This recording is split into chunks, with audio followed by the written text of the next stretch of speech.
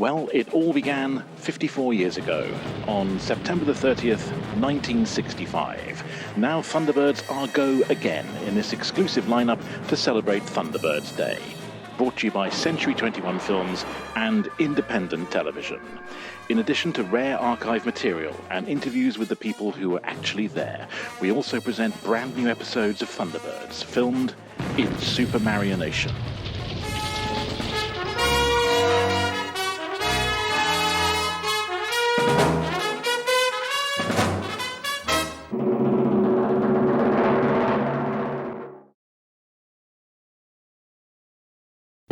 Thunderbirds are go.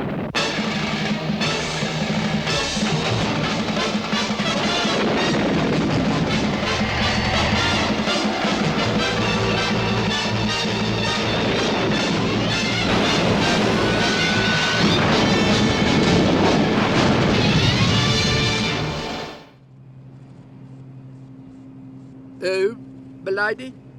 Home, Parker.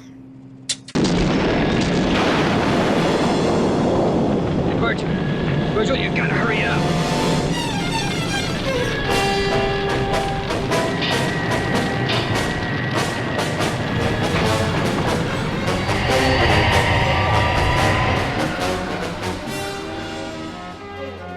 Parker? Yes, m'lady? The stories were set in outer space, underwater and across the globe. So it's back to puppets, models on wires, physical sets. The techniques might not seem the most sophisticated, but the results speak for themselves. What a honour it is to be part of the WAD show. I'm just about to see the new series being filmed. There really is nothing like it, but the most impressive your toys could ever look. Bringing it a whole new generation to Tracy Island. I warned her not to go, Colonel. Now she's out there somewhere on the dark side, with only 30 minutes of oxygen left. Don't blame yourself, Rock.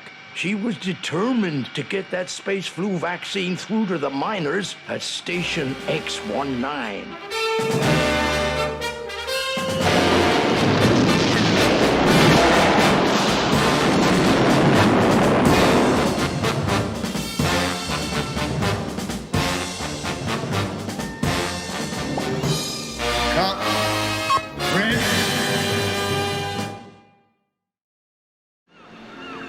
Now we join Lady Penelope, Parker and Jeff Tracy as we go back to where it all began in Introducing Thunderbirds. Start the countdown.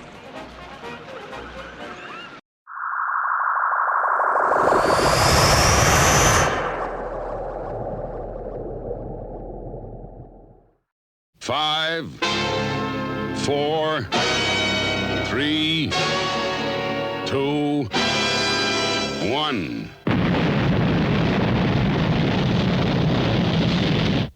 Thunderbirds are go.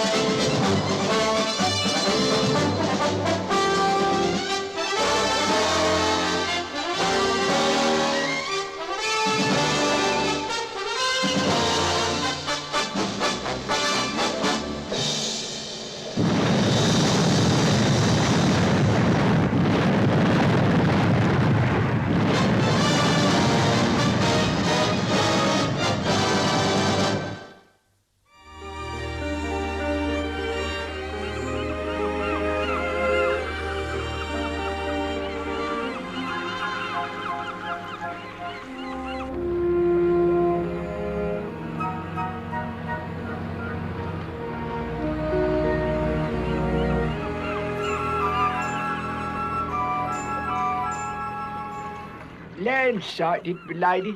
I think it's the island. Very well, Parker. Have they contacted us yet? A bloke named Tracy was on the radio. He said it was all right for us to go ashore. Oh, yes, that'll be Mr. Jeff Tracy. I'll see you downstairs in 2 minutes, then.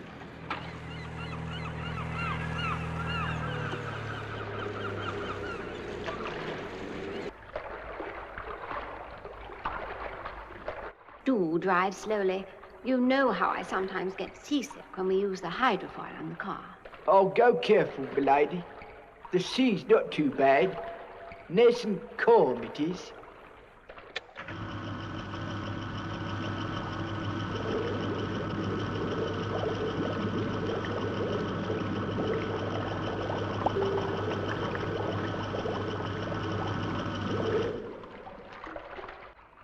Good.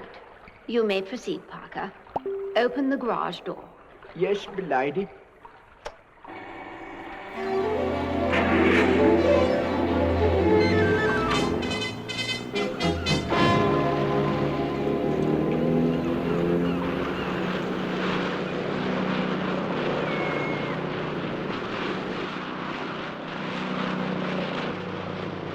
Can you see anyone on shore, Parker?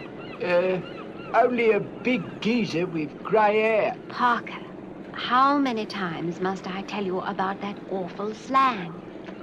That's Mr. Tracy. Oh, sorry, milady.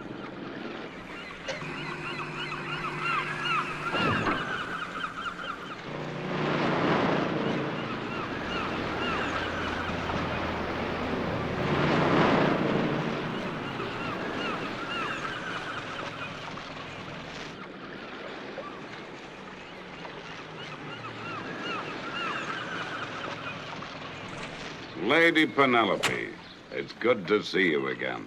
Thank you, Mr. Tracy. So kind of you to invite us to your island. From what you told me in England, I'm in for some surprises. If anything can surprise you, I think it'll be the International Rescue Organization, Lady Penelope. Now, Jeff, if we're going to work together, you must call me Penny. Okay, Penny, it's a deal. Shall we go up to the house? Up in, Mr. Tracy. Riding's better than walking, I always say. Thanks, Parker.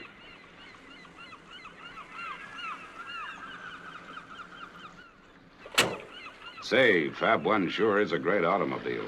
We like it, don't we, Parker? Yes, milady.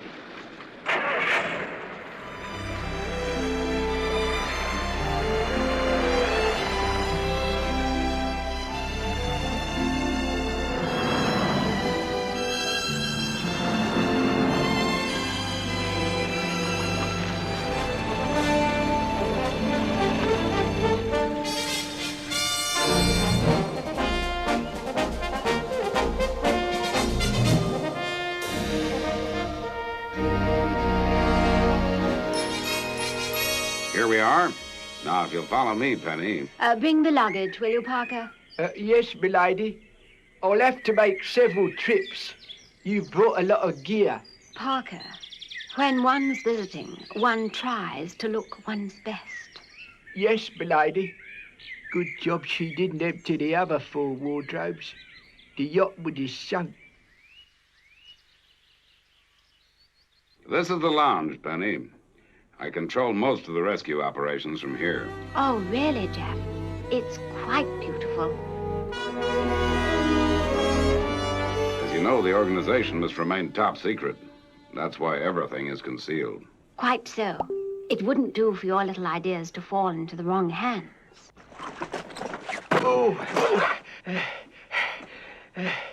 Do be careful, Parker. You'll crease some of my dresses. Sorry, milady. They're heavy. I dropped them. I'll go back for some more. He's quite a character. Yes, I don't know what I'd do without him.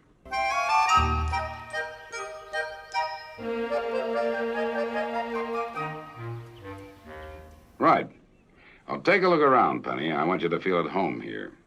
After all, you're now part of the organization. Yes. Now, I understand our function is to provide means of rescue where all normal methods have failed. That's about the size of it. You'll be controlling the British end of the setup, of course. Oh, it all sounds terribly exciting. Oh. Do get up, Parker. Mr. Tracy doesn't want you lying about the place. Oh, sorry, my lady. I tripped over the cases. The first lot, that is. I'll get some more. As I was saying, Jeff, I'm thrilled to be included in your plans. Ah, those handsome young men are your 5 sons, I presume. That's right. The portraits changed to television pictures of them when they call in. Now, let me see if I can guess which one is which.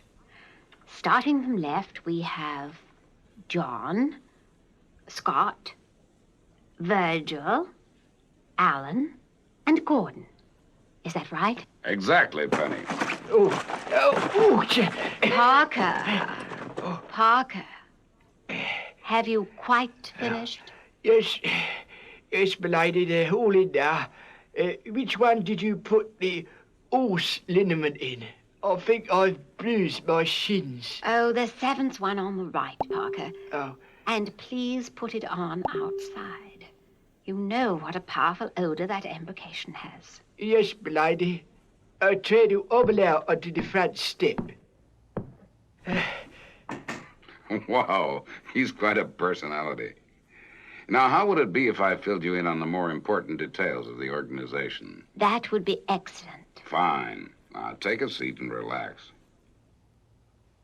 First, I'll start with Thunderbird 5.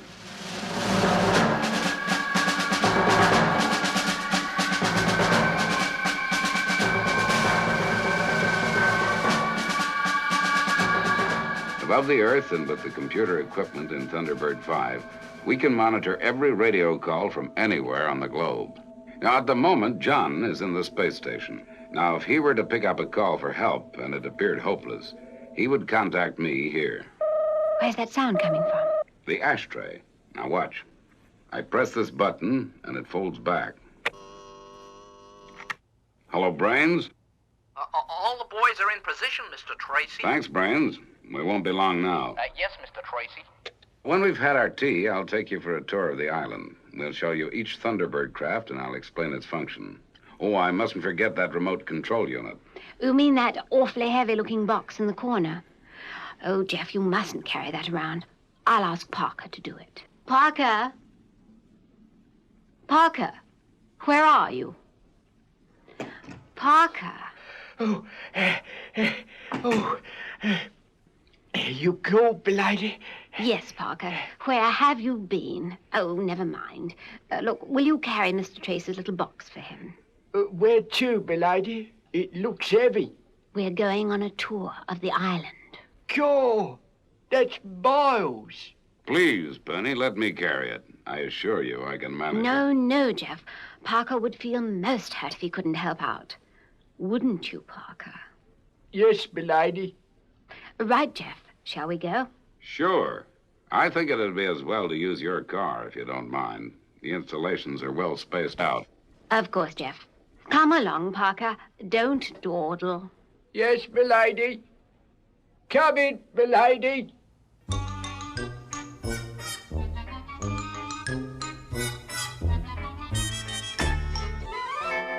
Oh, you'd think a geared-up outfit like this would invent something later for a bloke to carry.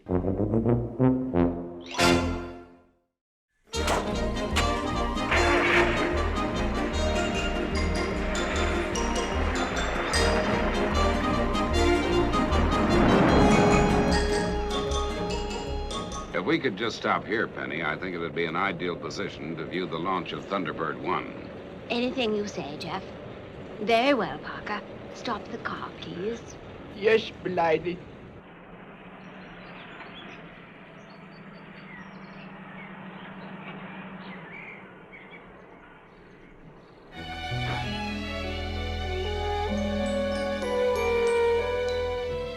From up here, we can look down on my house and the swimming pool.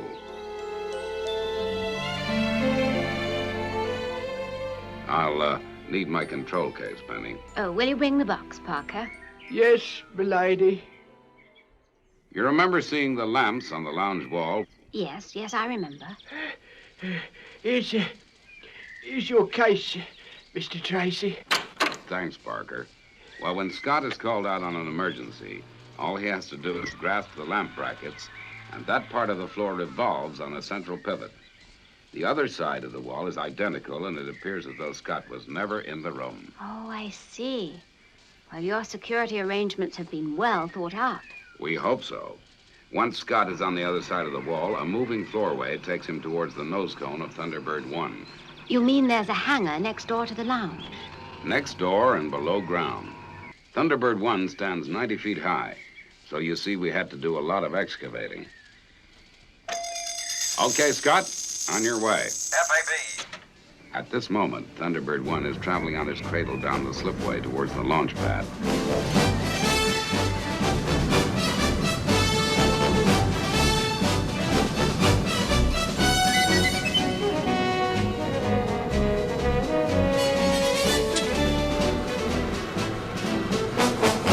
Right. Now watch the swimming pool. Oh, the pool's sliding to one side. Yes, the whole basin travels beneath the patio. Cool. There's a great big hole there.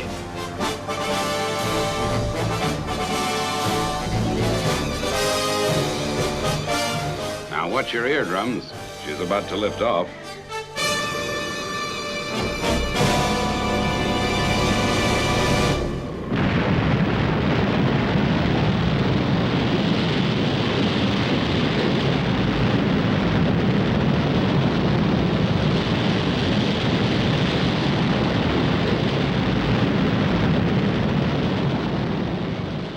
Magnificent. Well, spite me. Now, if we move to the cliffs on the other side of the island, we can watch Thunderbird 2 in action. Parker, don't forget Mr. Trace's little box, will you? No, milady. Oh.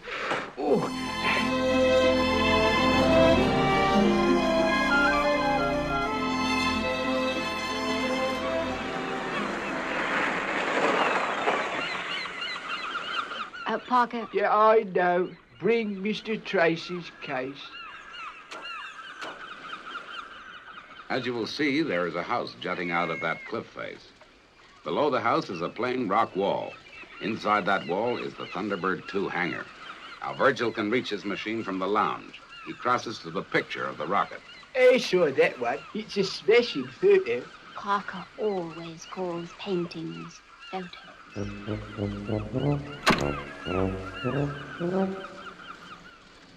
While Virgil stands with his back to the picture, and the entire frame pivots on a central horizontal axis until his feet are higher than his head.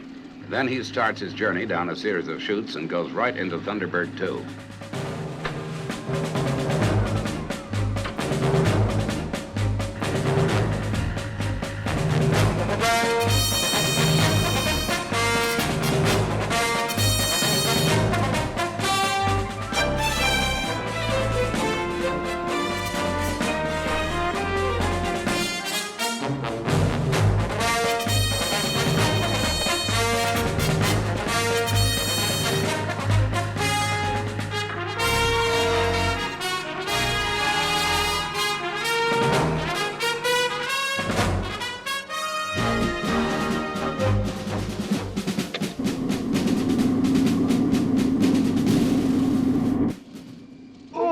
I can see a lot of green things moving along in that hangar. Yes, that's Virgil selecting a pod.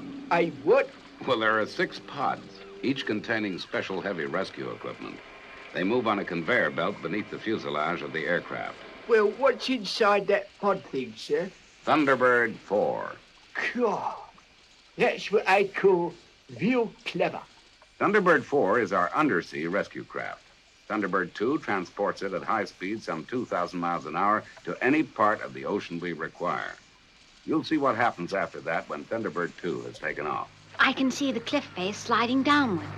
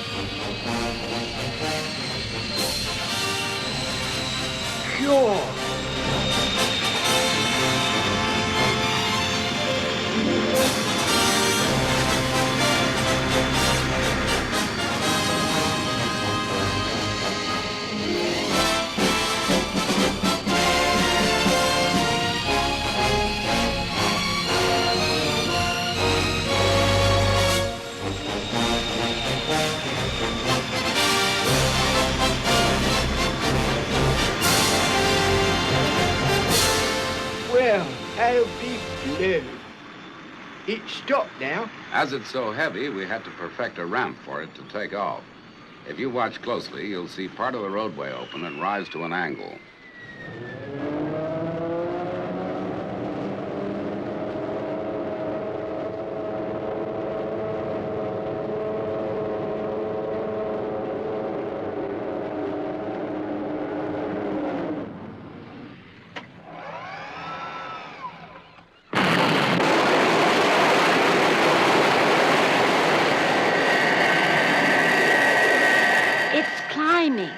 Ain't that something?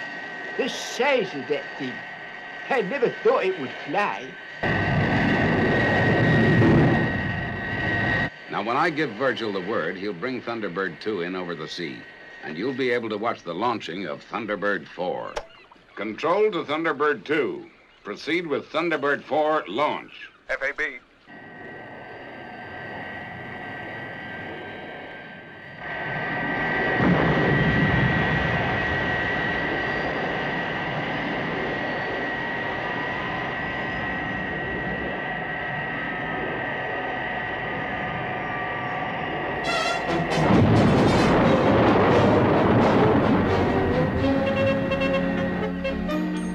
The pod thing's opening.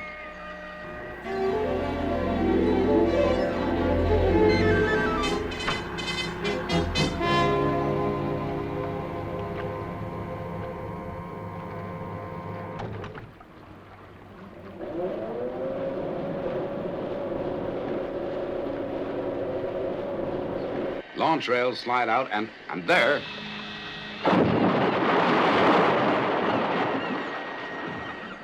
Gordon pilots that boat, does he? That's right. Like all the Thunderbird machines, the undersea craft is revolutionary in design and capability, thanks to brains. Right. Another little drive to the roundhouse, and the tour will be complete.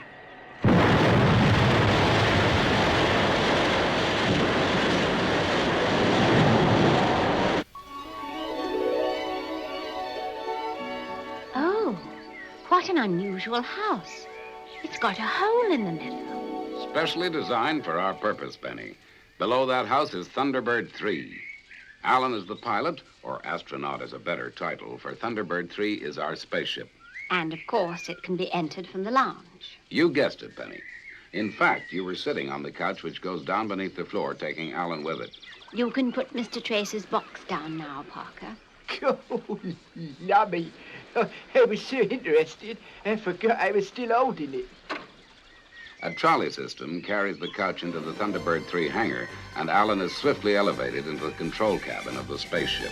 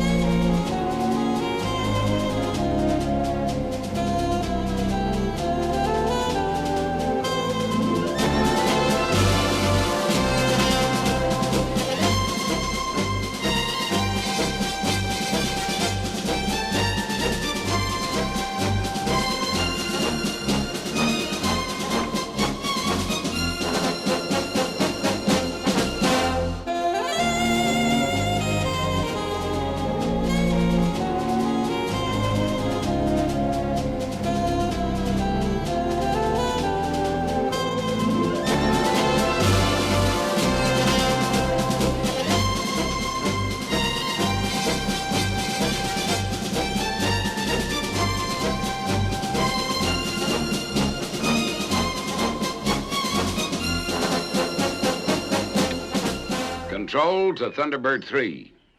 Blast off.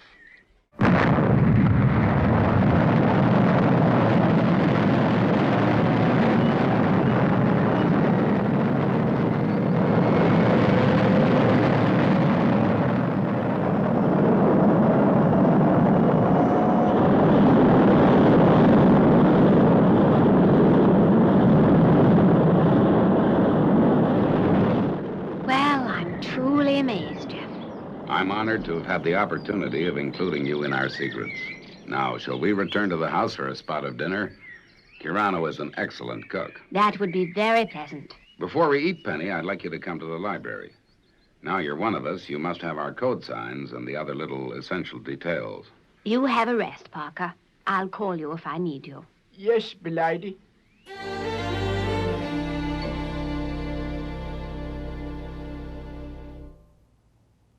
My, what a lot of books you have, Jeff. Yes. Brains does most of the reading. But this particular bookcase is mine.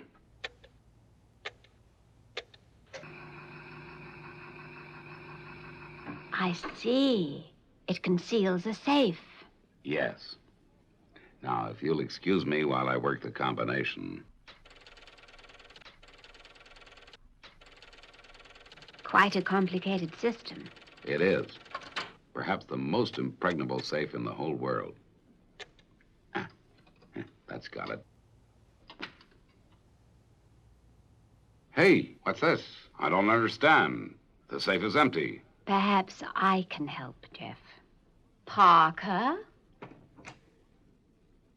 You call, m'lady? Parker, you will put everything back at once. Everything, m'lady? Everything. I'm sorry, Jeff, but sometimes Parker's little talent comes in very useful. Well, with characters like you two around, international rescue can't go wrong. No, sir. Thunderbirds are definitely go.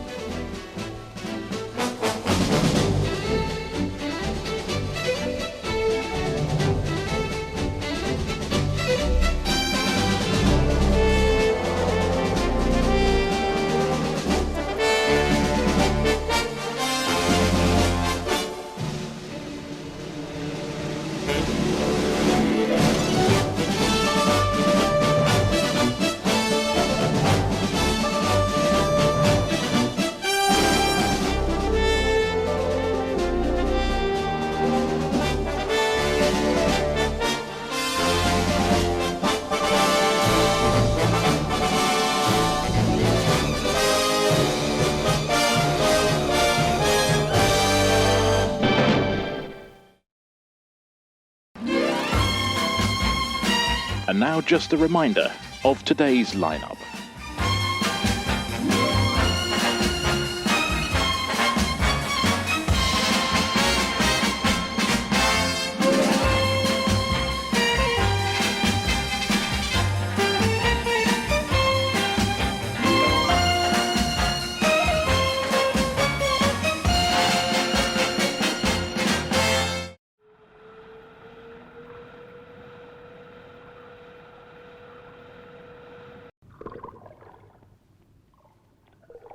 Now, 50 years since the classic children's show first premiered on ATV here in the Midlands, Thunderbirds is making another comeback. Yes, a team of filmmakers are making 3 new episodes in the style of the originals after raising hundreds of thousands of pounds from an online campaign. Mike Griffiths went along to see them at work. 5, 4, 3, It's a countdown that's mesmerised and been mimicked for half a century. Now the puppet heroes of international rescue are back, complete with strings. Speak now, Lady Penelope, or you will never speak again. You're wasting your time. And if they sound just how you remember, well, that's because they are. This is a new classic episode, one of 3 based on albums recorded by the original cast in the 1960s. The whole ethos of this project is to recreate Thunderbirds exactly as it was back in 1965.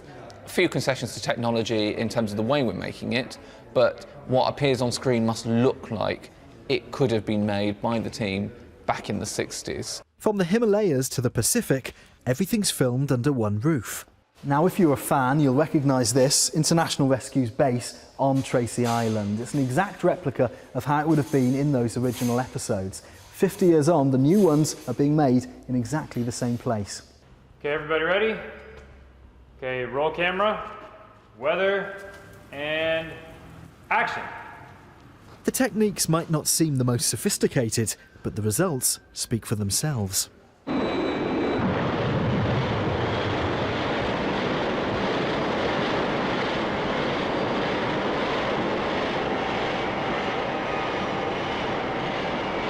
It's a painstaking task, and the team turned to fans to fund the project online, raising more than £200,000 in a month. So here are the stars of our show. These are puppets that are actually replicas of the original Thunderbirds puppets. They're exactly the same in that they're made from the same molds. We have the original voices as well, so I'm really hoping when people watch this thing, when it's when they get the disc or whatever, they see it in the screening we do, that they'll look at it and go, oh yes, this is Thunderbirds. This is, it's like seeing just a new episode that I've never seen before. The new episodes have won the backing of fans worldwide, along with the son of the show's creator, the late Jerry Anderson. He did say how difficult the puppets were to work with and how difficult the whole production was and how expensive it was, so he would definitely think that everyone here was a bit crazy to be going down this route. But I think seeing the rushes come together and these early scenes cut together and how well it's coming across on camera, I think he would be really honoured. Maximum thrust. This isn't the first Thunderbirds revival. Only this year, a CGI-enhanced remake launched here on ITV. But for this crew, fans and filmmakers alike, this is their way of paying tribute to the pioneering team behind the show 50 years ago and their high-tech vision of the future. Mike Griffiths, ITV News. It's amazing, isn't it? Why do you think it's so popular still? I don't know. I think because it's not computer generated. Yeah, it's the simple things, isn't it? Yeah, love it.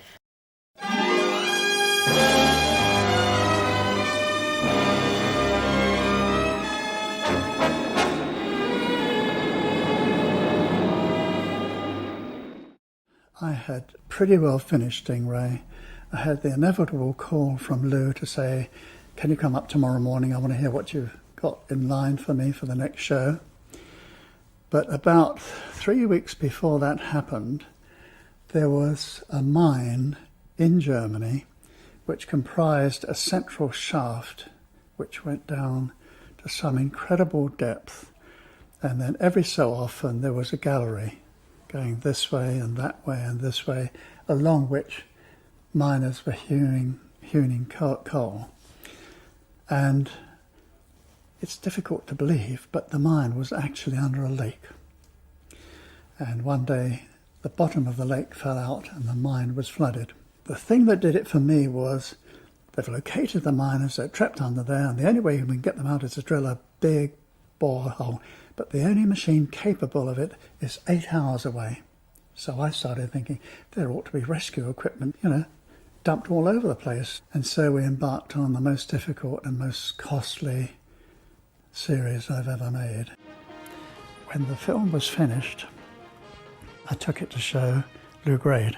End title music, lights came up, and he was silent for a moment, and my heart was thumping because I'd spent a fortune on this thing. 5. And he walked all the way down the theatre to the screen. 4. Jerry, this is not a television series. 3. I was absolutely distraught. 2. Jerry, I'm telling you, this is not a television series. 1. He then said, Jerry, this is a feature film. Thunderbirds are go. And now just a reminder of today's lineup.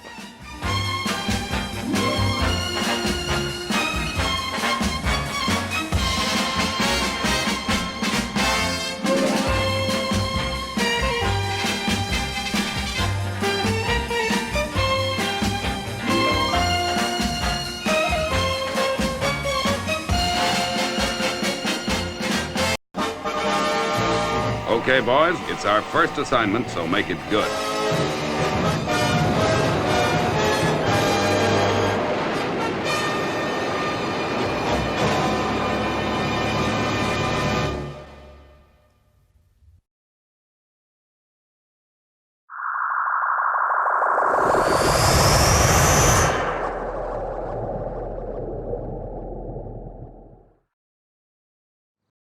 Five, 4, 3, 2, 1.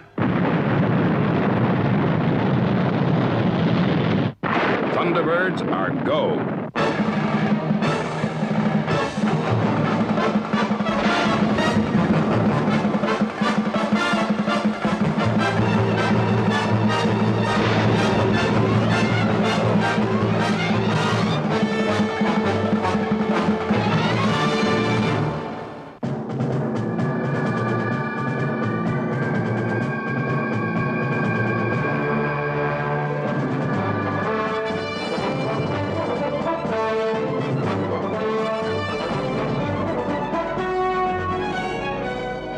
It was International Rescue's first operation.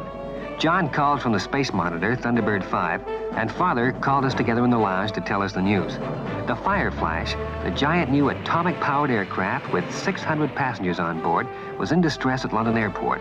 Someone had placed a bomb in the landing gear before takeoff.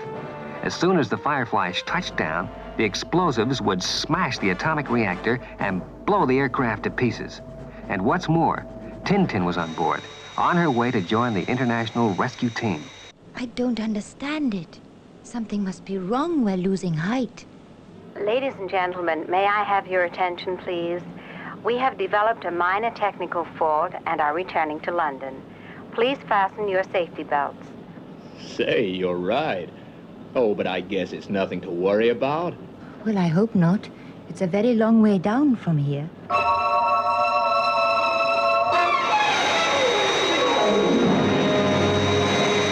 What are we gonna do? I don't know. We can't reach the bomb, we can't land, and if we stay up here, we get radiation exposure. Whichever way you look at it, we don't stand a chance. They haven't got a chance. We've just got to sit here and wait for them to die. London Tower from Fireflash. Now circling at 30,000 feet. Radiation safety factor now 2 hours. As far as I can see, London, nothing can save us short of a miracle. That's just what you might get. Okay, boys, that's the brief. It's our first assignment, so make it good. As you know, your uniforms are in your craft and must only be worn on call. Right, Father. Yes, Father. Sure thing, Dad. Yeah, Father. Okay, Scott? Away you go. And keep in touch. Yes, sir. Well, Brains, your phenomenal mind made all this possible. Now you're going to see it in operation.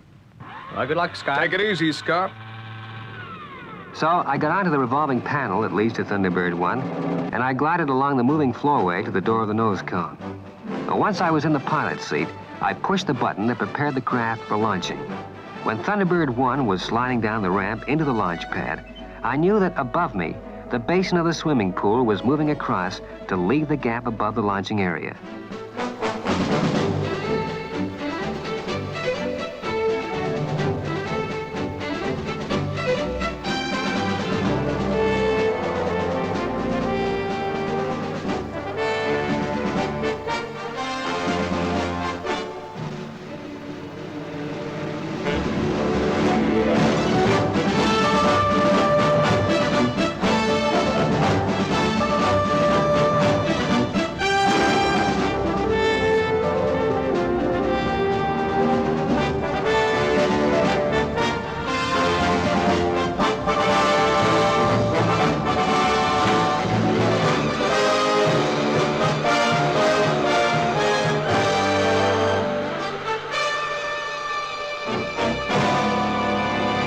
I fired the motors,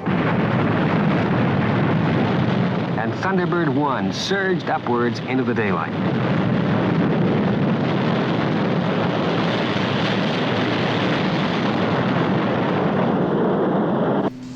International rescue from Thunderbird 1.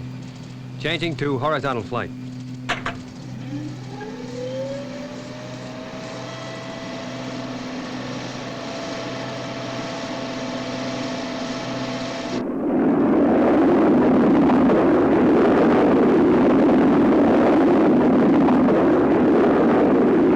International Rescue Space Station. This is Thunderbird 1. Give me the lowdown, John. Thunderbird 1 from Space Station.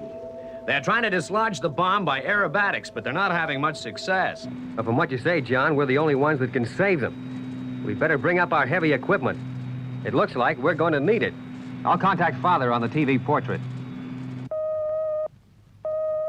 Go ahead, Scott. I'll be arriving at London Airport in 52 minutes. But it looks like I'll need heavy rescue. Okay, Scott. I'll organize that right away. Virgil, away you go. Right, Father.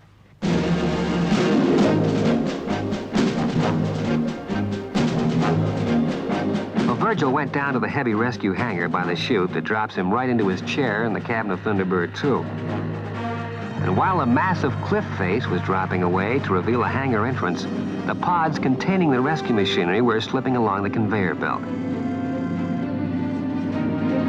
When Pod 3 had arrived under the aircraft, the tall legs of Thunderbird 2 retracted, and the craft sank on top of it.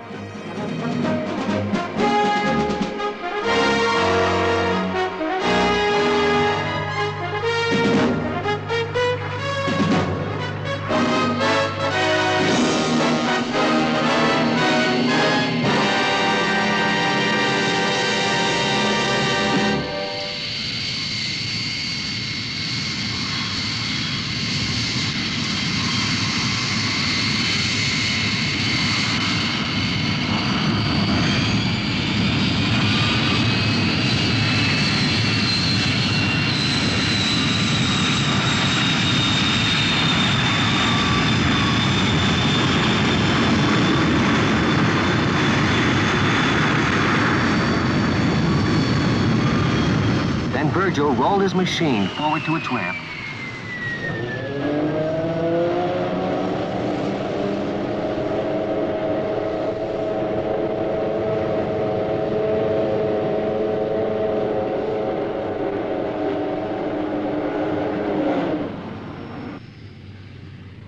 Fired the rockets. And in seconds, he was airborne, on his way to join me. But by now, I was well on my way to London Airport. In the rescue business, speed is all important, and my Thunderbird is capable of reaching phenomenal speeds. I guess in the London control tower, they could hardly believe their eyes when they picked me up on their radar screens. Aircraft approaching from the east, height 2,500 feet. Speed 7.5 thousand miles per hour. 7.5 thousand miles an hour? Have you gone crazy? London Tower, this is International Rescue. Fireflash is in trouble and we are equipped to help you. Request permission to land. International Rescue? What is this? That must be the aircraft I just picked up. This I must see. International Rescue, you are clear to land. Use runway 29. Will not require runway, coming in vertically.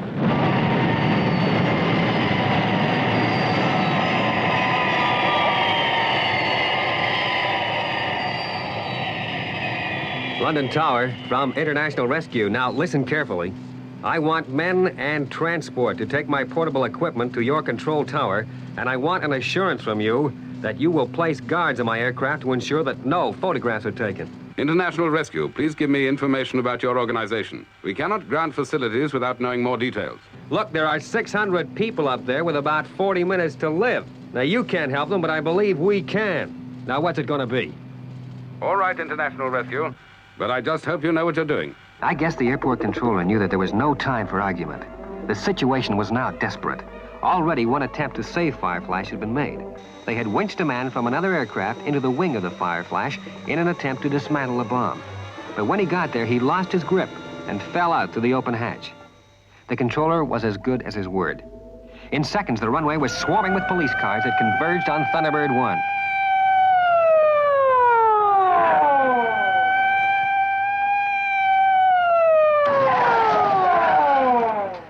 But somehow